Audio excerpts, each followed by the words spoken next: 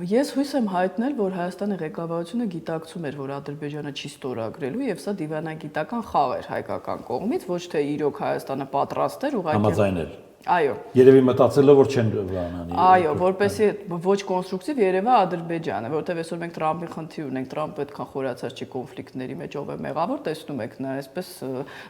դիլերի գործարքների ցանկանում ուղակի գնալ, ցույց տալ, որ մենք համաձայն ենք նույնիսկ այն կետին, որը հաջորդը դեմ է, որին որը քրիտիկական է մեզ համար, բայց Ադրբեջանը համաձայն չի եւ ի ապացույց դրա այսօր ԱԳՆ փոխնախարարը, որ ասաց մենք պետք է խոսենք դիտորդների ներկայությունը փոխելու մասին, ոչ թե նրանց հանելու, սա ցույց է տալիս, որ այս նպատակը կար եւ փաստորեն ստացվեց եւ այս ողջույնները կարծես դրանք էլ են զսպող գործոն հանդիսանում, որ ահա այո մենք տեսնում ենք խաղաղություն, չնայած Ադրբեջանը ընդհատացնում է, որ մենք խախտում ենք հրադադարը, բայց աշխարհում որևէ երկիր դա չի մեկնաբանել, բացի Ռուսաստանից։ Ռուսաստանը երկու կողմերին կոչ արեց չգնալ լարվածության, շատ օրինակ բան է, այսինքն իրենք ունեն, չէ՞, պարոն Ասականյան։ Այնպիսի կոչ էր, որը չէր հասկացվում, ում է կոչանում։ Բայց իրենք բոլոր հետախուզական տվյալները ունեն, չէ՞, գիտեն, արդյոք կրակ եղել է, թե ոչ։ Մենք գիտենք, որ չի եղել հայկական կողմից։ Այդ ինչ արտահայտություն է։ Տրամաբանություններ չկա, որ հայկական կողմը կրակի